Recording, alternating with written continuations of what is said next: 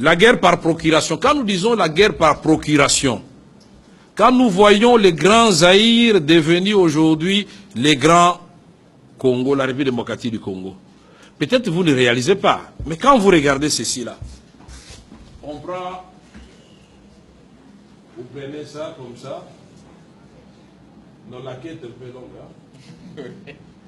Et vous allez comme ça, donc ça descend quelque part là-bas, puis ça remonte. Ça c'est la RDC, non? Oui. À peu près, oui. Mais regardez ici, là, le Rwanda, c'est là, le Burundi, c'est là. On vous dit que c'est des pays mis ensemble, entrent dans la République du Congo combien de fois? 64 fois. La Belgique, c'est combien? La France, c'est combien?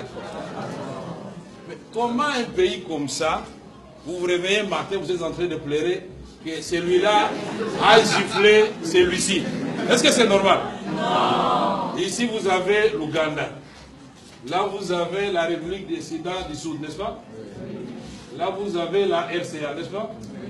Et là, vous avez nos voisins d'en face ici, Brazzaville. Et là, vous avez quelque part l'Angola, Zambie et la Tanzanie, là, puisque la Zambie part d'ici. Mais ces pays avec 9 voisins. Mais notre vocation, justement, c'est d'être une puissance. Mais on nous fait des guerres par procuration à travers les voisins. Les guerres par procuration à travers les multinationales. Pourquoi nous avons cessé d'être un État où les gens peuvent venir conclure des contrats et espérer, dans le cadre de ce qu'on appelle coopération gagnant-gagnant, encore que le mot, ce sont les multinationales qui l'ont inventé. Gagnant-gagnant, mais il faut ouvrir les yeux. Ça peut être toujours déséquilibré. Mais les gens préfèrent là où ils peuvent gagner peut-être à l'échelle, mais pendant longtemps, et être sûr que la situation sera stable. Mais quand ils sont conscients que vous êtes une bande d'aventuriers en train de diriger un pays, ils vous font la guerre, et donc toute cette partie à l'est de la République démocratique du Congo est paralysée. Mais paralysée pendant ce temps, on vous a dit, le professeur Bakali vous avait dit, Walikale, dans le nord Kivu, à Walikale, nous sommes allés faire ma campagne, on avait atterri à 17h, non? Oui, oui. Quand vous atterrissez à Walikale, le pilote russe vous dit on doit faire un petit tour parce qu'on doit atterrir sur une route asphaltée. Ce n'est pas une piste. Oui. Mais qu'est-ce qui s'est passé à Walikale? Walikale, on était en train de construire la route par les Allemands. Il y a une partie qui devait partir de Kivu et une autre partie de Kisangani. Et les deux routes devaient se rencontrer pour relier Bukavu à Kisangani. Mais quand ils arrivent à Walikale, tiens, ils creusent, les Allemands se regardent, ils disent, mais comment? Qu'est-ce que nous voyons là? Ça, c'est pas la cassiterite. Et puis, ah, l'or. Mais ils viennent de Kisangani, ils arrivent au niveau de Banalia ou... Oui, je crois. Ils creusent, ils voient, ça c'est de l'or. Eh bien, la route n'est jamais finie. Les Allemands, de part et d'autre, ont exploité pendant 4 ans. Et le président Mobutu se demandait, mais Zélan pose aussi la Teponanine. Et on va découvrir qu'ils sont en train d'exploiter. Donc la portion qui est restée ici, c'est ça qu'on appelle piste d'atterrissage. Ah bon? Et je vous dis que cette piste d'atterrissage a plus de vols par jour que l'aéroport international de Lubumbashi. 17 vols internationaux par jour.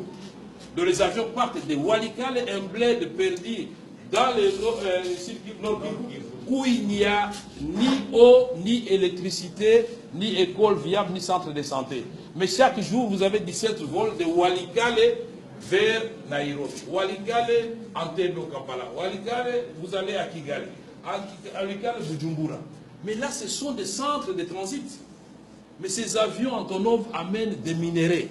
Et ces minéraux sont récupérés tout de suite là, puisqu'il y a des centres de négoce. Et les multinationales savent très bien, puisque quand on a fait la loi Dodd-Frank par le président Obama, l'administration Obama a fait la loi Dodd-Frank qui dit que toute multinationale américaine qui sera désormais citée dans un rapport comme exploitant les minéraux du sang à l'est de la République démocratique du Congo sera radiée et traduite en justice. Nous aurions voulu que les Canadiens fassent la même chose, les Belges, les Britanniques et les Français, les Australiens, tous ceux qui ont des multinationales qui viennent ici, le groupe Banro, il y a tout un tas d'entreprises qui prolifèrent. La guerre par procuration, l'armée américaine, depuis l'aventure de la Somalie, ils ont dit non, non, on ne vient plus en Afrique. formons quelques États en Afrique qui vont commencer à faire la guerre à notre place. Puisque qu'est-ce qui s'est passé en Somalie? Ils viennent débarquer en Somalie, oubliant la géopolitique et la sociologie et l'anthropologie. Ils débarquent, il y a des groupes armés, mais quand ils descendent, on prend 3 Américains qu'on tue de façon brutale, mais tous ils sont terrorisés, ils repartent et la guerre a pris fin. C'est pourquoi nous avons dit au secrétaire général, c'est bien d'amener une brigade d'intervention à l'est de la République démocratique du Congo. Mais quand vous voyez du nord Katanga, de Tanganyika, jusqu'à Dungu en province orientale, donc à la frontière du Soudan, mais c'est un territoire plus grand que l'Europe occidentale. Mais comment pensez-vous que 3000 hommes vont se déployer ici et réussir là où 17 000 hommes, 18 000 hommes de la MONUSCO n'avaient pas réussi? C'est pourquoi il faut prendre des précautions. Parce que dans les temps, on avait eu Artemis dans l'Itourie avec la France. C'était des coupes chirurgicales. Pendant 3 mois, ils ont terminé le travail. Pourquoi? Parce que si le plan interne a créé un minimum de consensus, si le plan interne, on a localisé les chefs de bande et les chefs de groupes armés, on les a identifiés. Mais si vous faites l'obstacle, on va vous arrêter. Et l'affaire est bien partie. Mais les M23 menacent les Nations Unies. On ne fait rien. Et alors, un autre aventurier va menacer et les gens continuent à mourir. Voilà ce que nous disons. Guerre par procuration, ça peut être les multinationales, ça peut être les pays voisins, malheureusement aussi les Congolais. Et ils bombent les torses, ils disent je suis un grand rebelle. Mais vous n'êtes pas rebelle, monsieur. Vous êtes un pantin parce que utilisé par des pays étrangers pour déstabiliser votre propre pays. Ce sont des choses que nous devons bannir. Et les Congolais, malheureusement, pour accéder au pouvoir, ils sont prêts à tout. Y compris les pactes avec le diable, il va le faire pourvu qu'il ait le pouvoir. Mais vous allez régner sur qui?